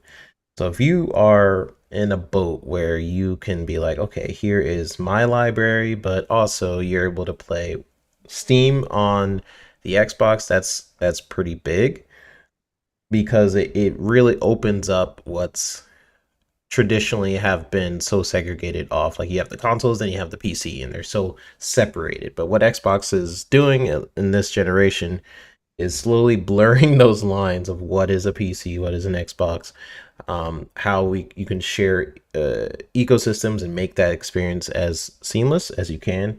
And I think that's honestly the vision that'll be for the next Xbox. Is just if, but what that does to the competition is it like Sony is it puts them in a weird spot because you start putting games on and they have this mentality even in their, I think they recently had a talk, an executive talk where they talked about the future of Sony, where they want to go. They talked about exclusive games and how that's still part of their plan, and what they want to do though is put a lot of their games more closer to PC, which we kind of said would happen. But I didn't see the rest of that investor meeting, so if anyone knows exact, I just seen like different quotes here and there. But I do believe they talked about exclusives, it's still being a thing, et cetera, et cetera. But it does put Sony in a tricky spot, in my opinion, if they still consider Xbox like their main competitor, or if they're just like eating good now because like we got all these games. I don't think so, just because a lot of that revenue still goes to Xbox, but it puts them in a tricky spot just for this sake of like you have all these exclusive games that aren't really exclusive because you're putting it on PC, and then Xbox being able to access PC games now means that Xbox gamers will be able to play a lot of Sony's lineup. So it's just like at that point, what is the point of having exclusives? I don't know. I don't know. If you start basically being like, well, Sony, you don't want to put Game Pass on your system? Okay, well, we'll just have your games through Steam. That's just like a funny, like 4D chess scenario in my my head, because Sony has been so protective of their games, but they've been putting on PC, and then a lot of the fan base like has been slowly accepting that, moving the goalposts a little bit. But with Xbox possibly having Steam in the future, that really does a chess move scenario where a lot of Xbox players could play in the future, possibly Spider-Man on an Xbox, or Last of Us on an Xbox, or God of War on an Xbox.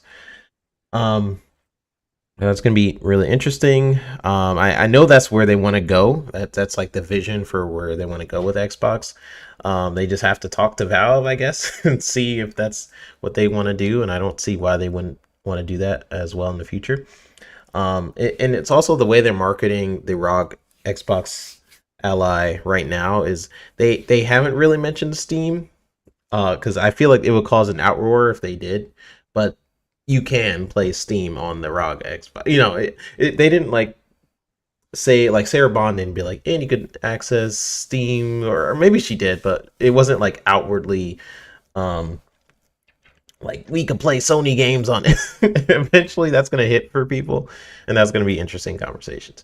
But overall, the presentation for the ROG I thought was great. I thought it interested me, and I was actually surprised by the I was looking at some interactions of people watching the show, and they're like, "Whoa, that actually looks like something I would get." It just seems like a cool device. The price point is gonna mean something for people, so I do hope it's not 1,000. But if it is, then I actually am considering getting it. I think it's a freaking cool device. It was something my wife thought was really cool too. She was like, "Oh, this is actually kind of cool. I can play Xbox on the go. Like what?" So yeah, we'll see what we got for there. So let me read some of you guys' chat. You guys are going off in the chat. So let me see what you guys got. Prince Green says, that's what I mean. The Steam Deck will probably use a new RDNA, one that will be out years from now, not this year or next year or year after that. Valve just came out with the Steam Deck OLED. They said they are waiting for the technology of handhelds to progress some more before making the Steam Deck 2. So years from now. Oh, that makes sense. Yeah, I don't think they're going to do RDNA 4. They'll probably go for what would be RDNA 5, which I think is supposed to be like WRNA or something like that. They're changing the naming venture of it, so it won't be called RDNA anymore, but that's it's weird because Xbox, the next gen console, is probably waiting for that as well. So between the Steam Deck 2 and that, we'll see if that winds up being the case. But if they don't want things like the Switch 2 to get too much of a attention grab on the handheld scene, even though they're different markets, they might have something ready as a Steam Deck 2, and then if that's an RDNA 4, it will be technically a little bit ahead of what the Z2 Extreme is at, but they're going to focus on battery life and optimization a bit more so than raw power. But like Prince Green's been he's right on point where Valve is that team almost like where the way Jason Ronald is with Xbox. They take their time and look at what the tech landscape has to offer, and they're not going to just rush into it. They're going to make sure it's going to be worthwhile. So if they can improve battery life, improve visuals, improve storage capacity, and read speed and stuff like that, that's what they're going to do. So it's hard to say if that 4chan leak is accurate because it is 4chan and they've been known to come up with crazy Yeah. things. But if it is true from 4chan, then at this point the Xbox Ally X should outdo it. But once again, it's 4chan, so grain of salt with that whole rumor. Yeah, for sure. Again, I mean, Xbox are in the position where they could look at the landscape. This isn't like their device per se. This is their partnership with ROG. I mean, you could tell they definitely partnered with them in terms of the controller feel. A lot of people have mentioned how it feels like an Xbox controller, which is dope. But at the same time, they could partner with other people, or they could in the future theoretically do it themselves. I feel like they're in a pretty good spot there if they release a Steam Deck 2 and Xbox is like, oh yeah. And then they do another device. But Pretty interesting. That says I watched a little of the PlayStation investor panel. It was so natural and free flowing, not scripted at all. Yeah, I haven't seen it. I just seen snippets of it. I do want to watch it just because I love just knowing things. So I'm interested in seeing what they think the PlayStation future is, like what they envision the future for PlayStation to be. I think they're just in an interesting spot because like their first party lineup isn't very strong, but they are just winning default wise. Like a lot of people just already love the brand, so a lot of people are just just going ahead and just they drop stuff on PS5 and stuff like that. But I don't know. I'm just interested in the future of Sony. If they're gonna start putting games on PC and things, like are they gonna eventually have a store? Like I know that was a plan at some point to have a store of their own, or will that just be too saturated for them? Or maybe they can't even afford to do that now. Like people think Sony is so big, but when I'm looking at what they're doing as a company, and what their plans are, it doesn't seem like the the old Sony. It feels like this is a new age Sony kind of going on, and I don't know what they're planning on doing. I don't really like their current decisions, to be honest. But Nisa Howard says that they said one game a year. Yeah. Just like, bro, like what? Okay, if that's, I mean, it feels like they're doing that right now. So that does make sense if they're doing trying to do one game a year. They do have a ton of developers. I thought at least they have a couple different studios. They just keep canceling their games, so they could put out more if they stop canceling people's games. Yeah. But I don't know. One yeah. game versus 12. I mean, who has no games these days? It's like I don't think we'll ever see a Sony showcase the way I would want them to, or the way they have done it in the past, where you had like a Last of Us trailer, then you have God of War and stuff like that. Like that's the Sony I miss, and I know a lot of people on the Sony side are very blind to a lot of Sony's mishaps and just straight up ignoring like their lineup or their future. But like that's the Sony I personally vibe with, is when they were super competitive. They had their E3 shows. Now we're just getting like a state of play. And they haven't had a good show in my opinion. These are all my opinions. They haven't had a good show in years, like to the degree that they used to had it. Like Yeah. like 3, 4, 5 plus years they haven't had like a showcase that shows this is the future, where we want to go with our games, with our roadmap. Like we have no idea what the roadmap is for Sony games, because they keep canceling games. I don't know. So if you're a Sony fan watching this, like you tell me what you think they're gonna be in like 5 years, or what the roadmap is for games that you're excited about. But for me, it's very hard for me to see what the future is for the lineup of games and what you're actually genuinely excited about. Again, they do win a lot by default, just because they're the biggest brand out of the three. But for me, that's why I'm so excited about Xbox Showcase. You kind of can see a roadmap. They have so many different games, variety of games. But um, the era of what I loved about Sony was like 6, 7 showcases ago, maybe years and years ago. So I don't know. That's just my opinion. Don't get too mad. All right, so we got one more topic. It's just about Switch 2. Switch 2 is selling pretty well. Just getting your thoughts, Fuzz. So, Nintendo is eating right now as of this was an article. As of June 11th, it says Nintendo confirmed the Switch 2 sold over 3.5 million units in just 4 days, making it the most successful console launch in history, according to Daniel Ahmad from Nico Partners. Mhm. And then they later break it down. In Japan, it sold 947 thousand units in 4 days, 3 times more than the original Switch. That officially makes it the biggest launch in Japanese console history, beating out even the PlayStation 2, which I thought would never happen, by the way. Yeah. PS2 was like, woo, that was like the top for a long time.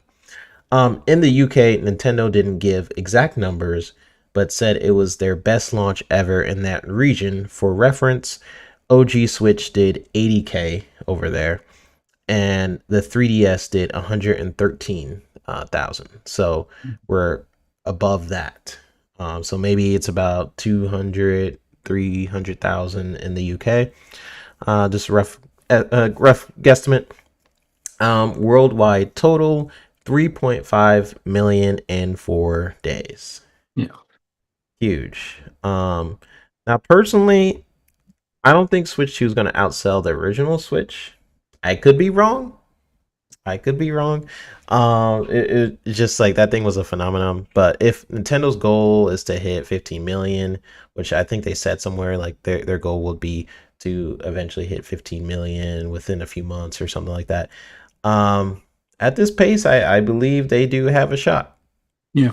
And with like you got Mario Kart World. I think I've seen some other statistic somewhere where it said like 75% of Nintendo Switch 2 owners also own Mario Kart World, which is believable. Yeah. And what's crazy to me is because that's $80, right? $90 if you get the physical Hmm. version. Nintendo is making freaking bank right now.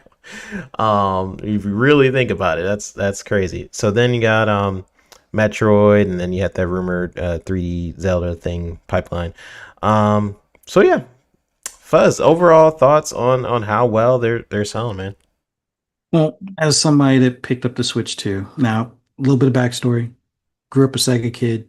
We had Nintendo in our house, but I was always more of a Sega fan because of the arcades and stuff like that. This is the first Nintendo product I'm buying for myself. Bought the kids Nintendo, the all kinds of was it 3DSs and XL and all that. Basically, when I asked them if they wanted to switch, they said no.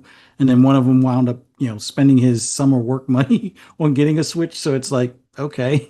But this is the first Nintendo product I'm buying specifically for myself. I won't say I'm disappointed, but in my hierarchy of devices I have, I will probably play my MetaQuest 3 more than my Switch. Like I said, I mainly, well, I'll start with my first few complaints, and it's probably because I'm not a Nintendo fan particularly.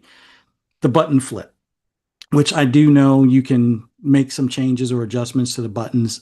The A and B being flipped of what they are on, Xbox, or even the way you would look at buttons on the PlayStation is annoying. I keep on either canceling stuff that I'm trying to select or not canceling or backing out of stuff when I'm supposedly selecting it. It's just weird, but I can fix that through a button adjustment. But a little bit of a nuisance. The other thing was I did the bundle.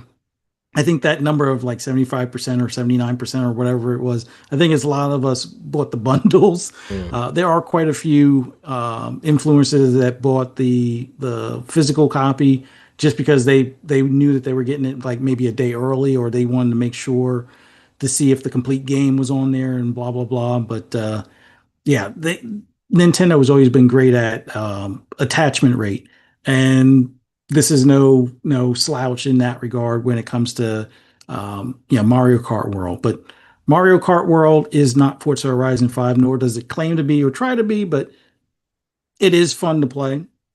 I will at some point play online with more people, but just doing the exploration aspect is pretty cool. But I enjoy Forza Horizon 5 a bit more, but that may change when, I'm racing against friends and stuff like that. Although I don't like the social security aspect of how they do the friend code. It'd be nice if you just look up people. But Friend yeah, code is I just long. gotta, either send my friend code or ask for people's friend codes or accept the ones that people have sent to me and stuff like that.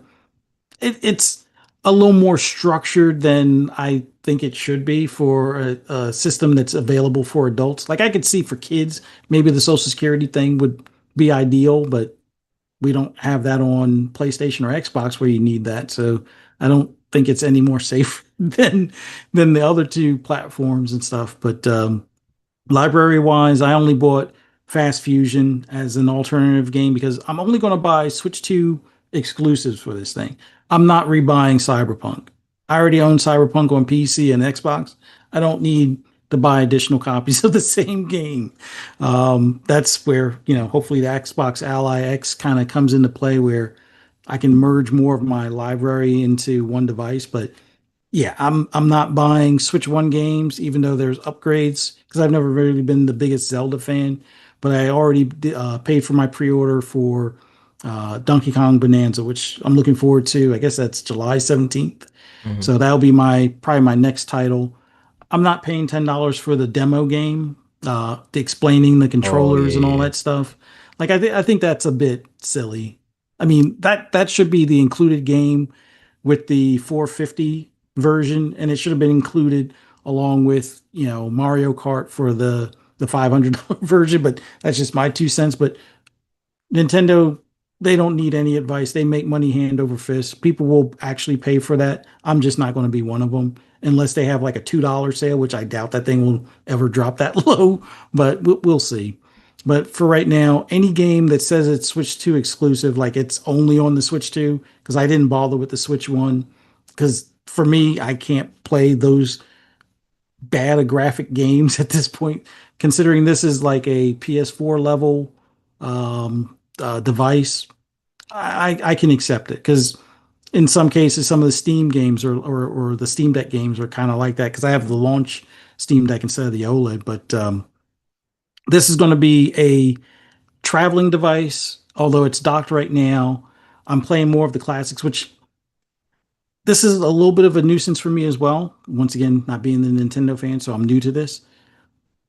If I'm going to play some of the classics like Super Mario World or Mario Brothers 3 or 2 or any of the earlier ones, I want to buy them. And you know what? I'm probably part of the problem. Even if they were 40 or 50, I would actually buy them.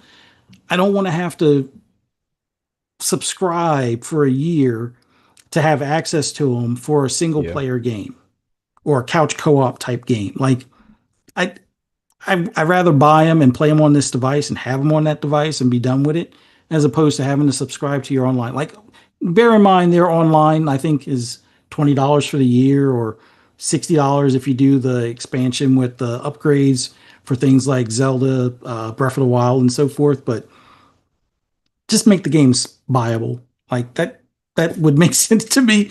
I know people complained about having to subscribe to PS Plus Premium to have access to the older games. I mean, at Yeah. least with Xbox, the 360 games were purchasable. Some of them have been pulled because of licensing, but at least at a time, and they gave you ample warning when they were pulling them for the store, you could at least purchase them with when the series consoles came out. So it is what it is. But overall, it's great to see that Nintendo is doing well. They didn't have a Wii U moment with this, so they've had what will probably be two strong back-to-back console releases.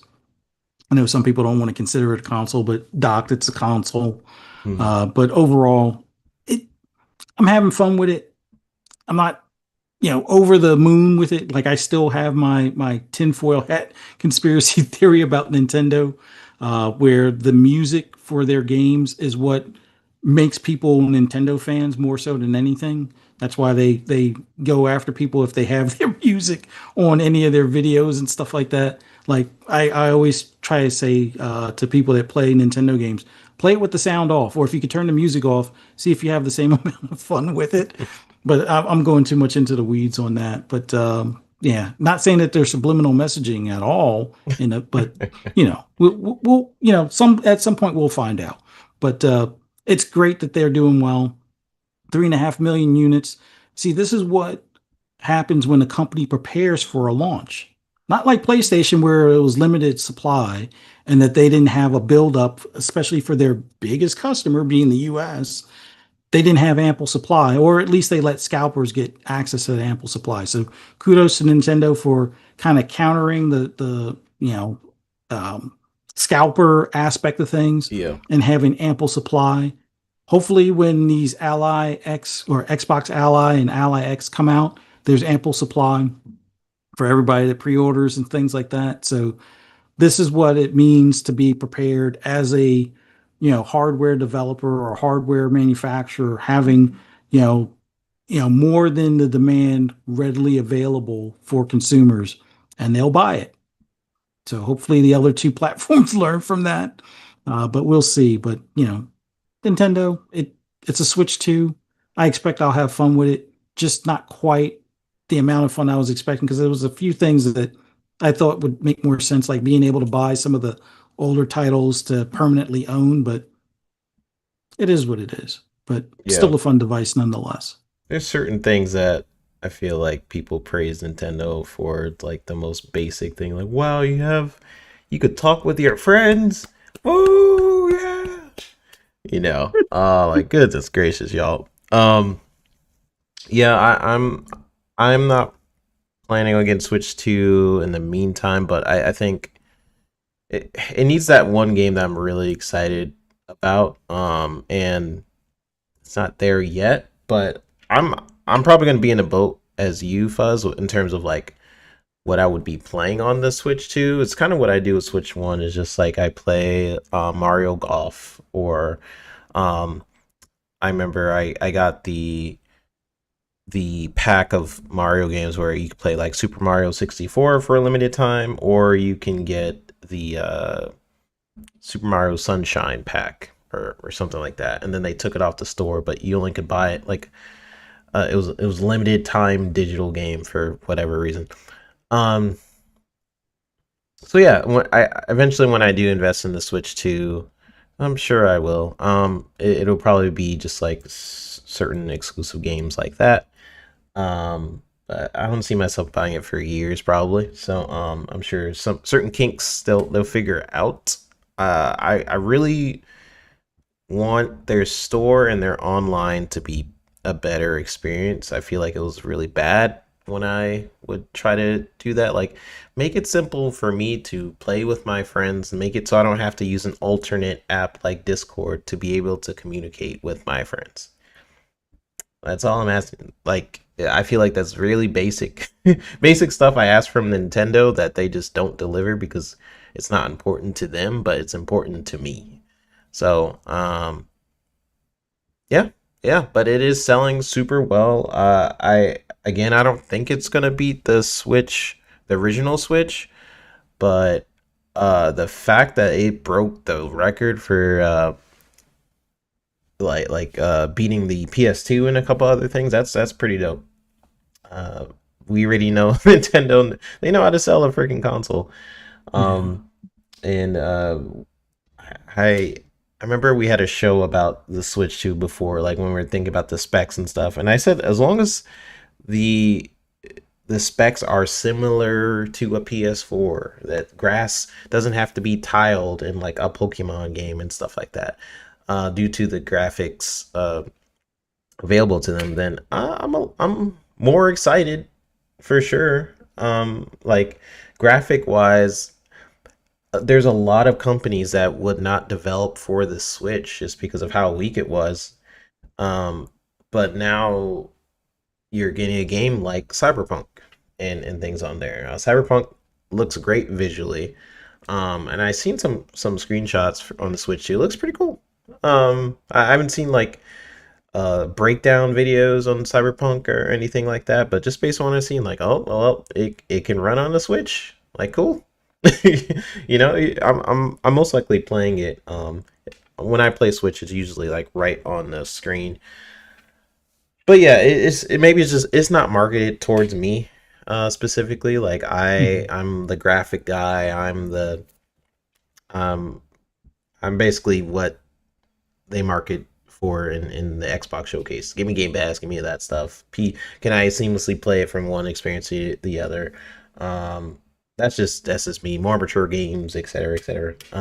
But yeah, yeah, we'll see. We see. Maybe my mindset Yeah. will change once they start getting some games out. Once they have like some showcases, maybe next year and what have you. Mario Kart World looks interesting. Um, and yeah, yeah. So we will see. I'll read some of these chats, and then we're gonna get on out of here. Mac was judging you, Fuzzy, for buying the Switch.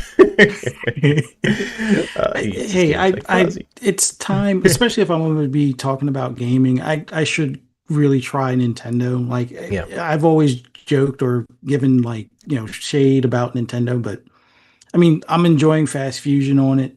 Um, it's yeah. not going to be We're my gamers primary device, at the but end of the day. true. Yeah. Yeah, we're gamers. That's what we do. At the end of the day, it's like we play games. We could judge. We talk about whatever, but we love games. At the end of the day. Yeah. Negative Zero says, you planning on getting Sonic Racing Cross Worlds? I probably will pick that up on the Switch instead of on the series consoles or PlayStation or anything like that. It makes sense for Switch to me. So even though it's weird, the Nintendo versus Sega, yeah, I'll probably get my Sega games on the Switch. That's actually a decent platform to get some Switch games on. Like racing games for me, for some reason, I love playing racing games on handheld. I don't know if it's because it feels like I'm have a steering wheel, or I don't know, but I actually really like playing racing games on handhelds. Thatch says, I got to give Nintendo props for delaying the release for the Switch 2 for a bit to ensure they had enough in stock. That's something you mentioned as well, Fuzz. Yeah. Yeah, 100%. That's not something you see a lot of. We do know they talked about supply chains early on when Trump was mentioning the tariffs and stuff like that. They were mentioning moving uh their different stock plans to different like India or something like that or Hmm. yeah, but they were definitely prepping early because I don't see any stock issues for the Switch too, so it's pretty cool. Satna says, I haven't been able to just casually walk in to buy a console day one since Dreamcast. Dang, I missed the Dreamcast, but yeah, it's been a minute. It's been a Yeah. minute. You usually have to wait in a digital line, and then the line fills up, and you're like, "Well, thanks for waiting in this line," and you still didn't get the console. Somehow that worked for me for the PS5. I got PS5 on launch day. That was, I Mm. don't know how I did that, but I just clicked on the link and I just got lucky. But never was able to do it again because I tried to get some other Xbox or I don't know. It just never worked in my favor again. Um, and yeah, so appreciate everyone for dropping on in. You guys are awesome. We had several people in here. I think it was up to like 50 at one point. So you guys, we take a break and you guys still show up. Thank you guys. Yeah, you guys are amazing. We really do these shows because of you guys, and me and Fuzz just like to talk it up and just chat gaming and things like that, and it really does mean a lot. So we're gonna get on out of here as ending it with my co-host, the Fuzzy Belvedere. Thanks so much for joining me as always in the co-captain chair. Please tell people where they can find you on the social media. No, as always, always enjoy doing this. Whether it's Sunday, Monday, any day of the week, this is always a fun time. Thanks everybody in the chat. Greatly appreciate you guys checking us out. Hit that like button or the thumb down button. Let us know what we did wrong or anything you may have agreed or disagreed on. We greatly appreciate the feedback and subscribe if you haven't already. We greatly appreciate the support. And if you want to hear my rambles and rants on anything gaming related, just follow me on social media. X, Twitter, whatever you want to call it, Blue Sky, Instagram. Just do a search for Fuzzy Belvedere. You'll be able to find me. And on Fridays, check out my wife's podcast sometimes for Friday Night with Ferocious Fee. Like I said earlier, well, I don't know if I made mention earlier, I'm going to be in a movie called What's Wrong, Wendy? I think that's the name of it, where I wound up being vampire food. So keep an eye out for it in about 6 months or so. But yeah, been having fun doing some stuff like that as well. But yeah, look forward to hopefully seeing everybody in the chat here next Sunday around the same time. Yeah. Enjoy gaming, tackle that backlog, and stop feeding the trolls on social media, and you'll have a great time. Preach it, preach it. And yeah, as always, we end the show with a thank you to everyone who follows our content. If you agreed with us or not, like Fuzzy said, let us know in the comment section down below on what we got wrong or why. And if I said something on the show and you're like 3-bit, you're wrong, hit us up. Let us know what we could do to improve the show. All ears here. For our audio listeners, be sure to tell others about the show. Leave a like, tell your friends, neighbors, scream it out. All support is appreciated but never expected. So yes, and Max says cool that you guys are back. Heck yeah. We'll be back every Sunday again, Monday again. My wifey was like, hey, I got tickets for a show and it was on Sunday. I was like, oh dang. But the regular schedule will be on Sundays. Then with Mav's show, I believe it's back on Thursdays. Yeah. I think so as well. So yeah, so just take just check out Mav's posts and stuff like that. You might see me and Fuzz pop up on Fuzzy's show, or not your show, on Mav's show on Thursdays. It's basically like gonna be like the new Xbox Ultimate, I think. Or is it be me, Pong, and whatever popping up on there. So just keep an eye out for that. See when we officially announce that. But I believe it's this coming Thursday. But every other show from here going forward will be on Sundays, 8 o'clock p.m. Eastern time. And Poison said I ruined Mind's Eye. Yeah, sorry guys. That was me. I appreciate y'all. I'll see you guys on the next episode of Pixelated Echoes. Bye y'all.